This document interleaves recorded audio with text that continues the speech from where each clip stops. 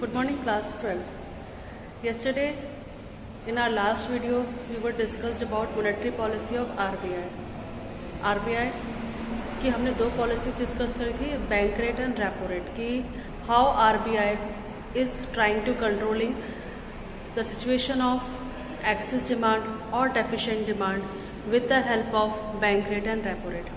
Today we are going to discuss about cash reserve ratio and statutory liquidity ratio, कि how RBI trying to control inflation or deflation or excess demand or deficient demand with the help of cash reserve ratio and statutory liquidity ratio. Now first we have to define what is cash reserve ratio. तो cash reserve ratio बेटा क्या होता है, हमारा जितना भी deposits commercial bank के पास आता है, total deposits of commercial bank, उसका एक फिक्स्ड परसेंटेज हर कमर्शियल बैंक को डिपॉजिट करना होता है आरबीआई के पास, ठीक है ना. Fixed percentage of total deposit is known as cash reserve ratio. Fix percentage of total deposit जो भी जमा करता है कमर्शियल बैंक्स आरबीआई के पास, that is called cash reserve ratio. अब वो फिक्स परसेंटेज क्या होगा टोटल डिपॉजिट का, that decided by the RBI only. That right is with RBI only कि what will be the cash reserve ratio. ठीक है बेटा. कैश रिजर्व रेशियो जो हमारा अगर बढ़ता है या घटता है तो it directly influence credit power of commercial bank. Directly हमारा किस पे इम्पैक्ट पड़ता है, उसका credit power of commercial banks के ऊपर. कैसे, हाउ, लेट सपोज बैंक के पास, कमर्शियल बैंक के पास टोटल डिपॉजिट आया ऑफ ₹1 लाख और जो हमारा कैश रिजर्व डिक्लेयर कर रखा है आरबीआई ने, that was 10%. See, let's suppose total deposit is 1 lakh and CRR ratio which is decided by the RBI 10%. It means 1 lakh का 10% कितना हो बेटा, how much, 10,000.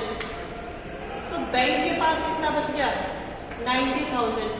इस 90,000 को कमर्शियल बैंक इजीली क्या कर सकता है, मार्केट में लोन बांट सकता है. Now commercial banks are free after depositing cash reserve ratio with RBI. जो पैसा उनके पास बचा उस पैसे को वो इजीली क्या कर सकते हैं, डिपॉजिट्स कर लोन बांट सकते हैं इकोनॉमी के अंदर. लेकिन अगर आरबीआई ने कह दिया कि सीआरआर रेशियो इंक्रीज हो गया फ्रॉम 10 to 20%, 10 की जगह अब आपको 20% जमा करना है cash reserve ratio. Now how much amount deposited by the commercial bank, 20,000. अगर ये 20% हो जाए तो कितना जमा करना है, 20%, तो 20,000 डिपॉजिट करना है. Now what is the limit of commercial banks, 80,000. की 80,000 के अकॉर्डिंग जो भी उसका लिमिट आएगा उसके अकॉर्डिंग उसे क्या करना है, लोन देना है. पहले 90,000 था, तो मतलब लिमिट्स ज्यादा थी लोन देने की. अब वो लिमिट्स डिक्रीज हो गई है, सिर्फ 80,000 ही रह गई है. Why, because cash reserve ratio increase by commercial RBI. और अगर यही कैश रिजर्व रेशियो घट जाए, 10% की जगह सिर्फ 5% ही रह जाए, तो इसका मतलब कमर्शियल बैंक्स को कितना डिपॉजिट करना है आरबीआई के पास, सिर्फ 5,000 रुपए. 1 लाख उसका डिपॉजिट है, 5% कैश रिजर्व रेशियो है. तो now every commercial bank has to deposit only 5,000 rupees. So how much amount remaining with commercial bank, 95,000. अब वो 95,000 को क्या कर सकता है, इजीली मार्केट में लोन बांट सकता है. तो इन शॉर्ट जो समरी है इसकी वो क्या है कि जितना कैश रिजर्व रेशियो ज्यादा होगा उतनी ही कमर्शियल बैंक्स की लोन लिमिट कम होगी, और जितना कैश रिजर्व रेशियो कम होगा उतनी ही कमर्शियल बैंक की लोन लिमिट्स ज्यादा होंगी. क्लियर बेटा. अब वी हैव टू डिस्कस कि how RBI trying to control inflation और deflation with the help of cash reserve ratio. तो simply inflation, excess demand, inflation means excess demand. क्या करेगा RBI during excess demand, let suppose हम CRR की बात कर रहे हैं, तो ड्यूरिंग सीआरआर अगर हमारे पास एक्सेस डिमांड की सिचुएशन है तो इसमें AD greater than AS, and in deficient demand AD is less than AS. So in this situation RBI wants to increase what? Sorry, RBI wants to decrease AD. AD को decrease करना चाहेगा और AD को decrease करने के लिए RBI क्या करेगा? मनी सप्लाई कम कर दे, क्योंकि मनी सप्लाई के कम होते ही हमारा AD भी क्या हो जाएगा? डिक्रीज हो जाएगा। मनी सप्लाई कम करने के लिए RBI cash reserve ratios increase कर देंगे ताकि कमर्शियल बैंक की क्रेडिट पावर घट सके, कम हो सके। जितनी पावर कमर्शियल बैंक की कम होगी उतना ही मनी सप्लाई कम होगा इकोनॉमी के अंदर, और मनी सप्लाई कम होने से हमारा एग्रीगेट डिमांड भी क्या हो जाएगा? कम होना शुरू हो जाएगा। और एग्रीगेट डिमांड के कम होते ही एक्सेस डिमांड की कंडीशन या इन्फ्लेशन की कंडीशन जो है वो इकोनॉमी में अंडर कंट्रोल आ जाएगी, कम हो जाएगी। ठीक है बेटा। डेफिशिएंट डिमांड में क्या होगा? हमारा एडी कम है, तो RBI wants to raise up AG. AD को राइज करने के लिए आरबीआई कैश रिजर्व रेशियो घटा देगा, बढ़ सके वो इकोनॉमी के अंदर ज्यादा से ज्यादा लोन डिस्ट्रीब्यूट कर सके, जिससे कि एडी राइज हो, और एडी के राइज होने से ही हमारा डेफिशिएंट डिमांड क्या होगा? अंडर कंट्रोल में आएगा। तो that is cash reserve ratio. Now next one is SLR. What is this?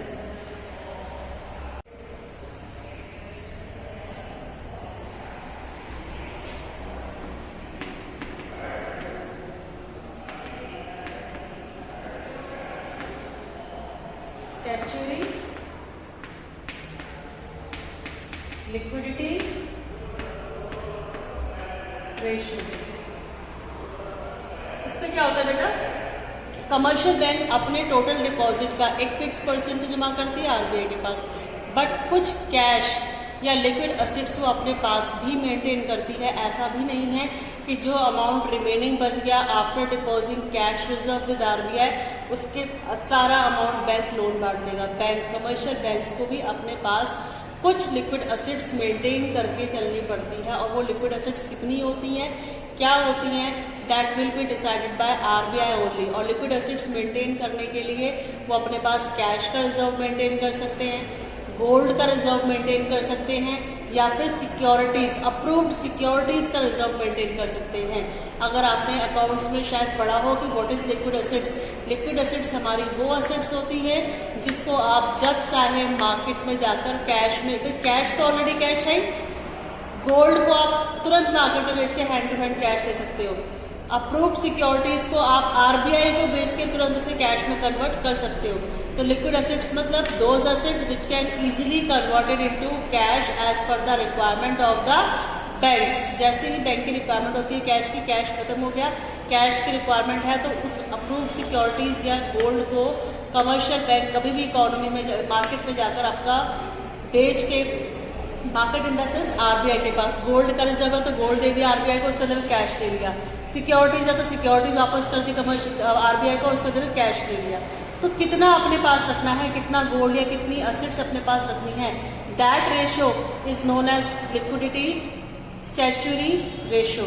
ठीक है, ये कितना रखना है, क्या परसेंटेज होगी, that percentage was also decided by the RBI only. तो ये भी हमारा टोटल डिपॉजिट्स का ही एक फिक्स परसेंटेज होता है जिसको हर कमर्शियल बैंक को अपने पास मेंटेन करके चलना पड़ता है for dealing with the situation of financial crisis. अगर कोई भी फाइनेंशियल क्राइसिस की सिचुएशंस आती हैं, कैश शॉर्ट पड़ता है, नहीं है, और कोई कस्टमर खड़ा है सामने कैश लेने के लिए, जिसने डिपॉजिट करा है अपना पैसा वो तो लेगा और उसको देना पड़ेगा। तो एसएलआर हमारा क्या होता है कि how much liquid assets maintain by commercial bank with themselves, that percentage also decided by the RBI only. और ये भी हमारी टोटल डिपॉजिट्स की ही परसेंटेज होती है, इसलिए इसका ट्रीटमेंट भी बिल्कुल सीआरआर की तरह ही होता है। जैसे सीआरआर जितना ज्यादा होता है उतनी बैंक्स की लोन लिमिट कम हो जाती है, सेम विद एसएलआर। जितना एसएलआर रेशियो ज्यादा होगा, यानी अगर आरबीआई ने कह दिया कि ज्यादा आपको अपने पास रखना है, तो अगर मैं ज्यादा अपने पास रखूंगी तो कम बांट पाऊंगी ना इकोनॉमी के अंदर। तो सेम ऐसा ही है एसएलआर का, कि जितना ज्यादा एसएलआर रेशियो होगा उतनी ही बैंक की लोन लिमिट कम हो जाएगी, और बैंक की लोन लिमिट कम होगी तो मार्केट में मनी सप्लाई कम होगा, और जितना एसएलआर कम होगा उतनी बैंक की लोन लिमिट्स क्या होंगी, ज्यादा होंगी। जितनी लोन लिमिट ज्यादा होंगी उतना ही बैंक क्या कर सकता है, मार्केट का मनी सप्लाई इंक्रीज कर सकता है। तो कैसे डील करेंगे इसके साथ, वही same excess demand when AD greater than AS. तो इन दैट सिचुएशंस हमारा आरबीआई क्या करेगा, एसएलआर की वैल्यू को इंक्रीज कर देगा, क्योंकि ऑलरेडी इन्फ्लेशन है, डिमांड बहुत ज्यादा है, डिमांड्स को कंट्रोल में करना है, डिक्रीज करना है। And for decreasing demand RBI increase SLR so that commercial banks की लोन लिमिट डिक्रीज हो सके। उनकी लोन लिमिट डिक्रीज होगी बेटा तो मार्केट का मनी सप्लाई भी कम होगा, मनी सप्लाई कम होने से हमारा एग्रीगेट डिमांड कम हो जाएगा and it will help for controlling the situation of excess demand. During deficient demand इसका जस्ट अपोजिट हो जाएगा। डेफिशिएंट डिमांड में क्या हो जाएगा, हमारा एडी कम है, एएस ज्यादा है, तो एडी को बढ़ाना है। एडी को बढ़ाने के लिए आरबीआई एसएलआर रेशियो घटा देगा ताकि बैंक अपने पास कम रखे लिक्विड एसेट्स को, मार्केट में लोन ज्यादा से ज्यादा बांट सके। क्लियर। फिर नेक्स्ट टॉपिक हमारा आता है open market operations.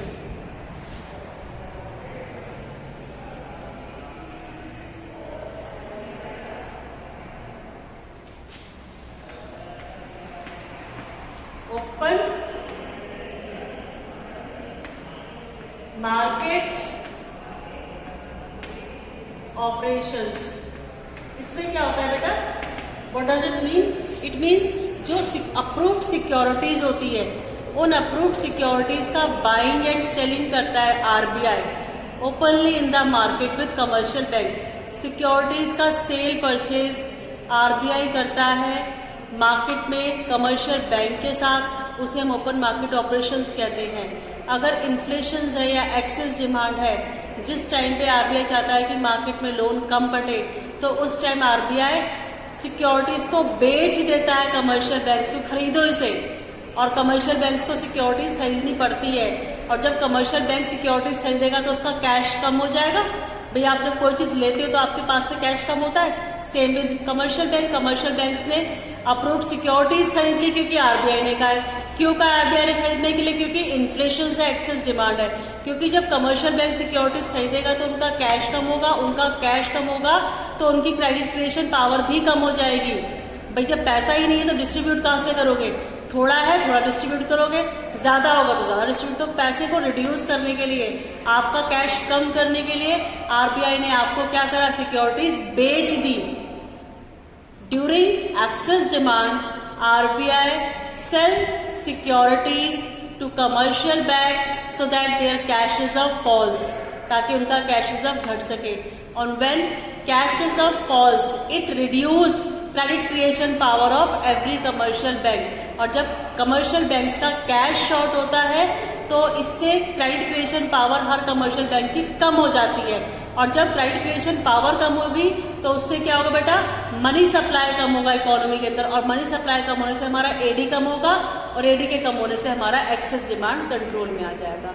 During deficient demand, जब एडी कम है तो एडी को राइज करने के लिए आरबीआई ने जो पहले कभी सिक्योरिटीज बेची होंगी वो परचेज कर ली सारी कमर्शियल बैंक से कि लाओ सिक्योरिटीज वापस कर दो और अपना कैश ले जाओ।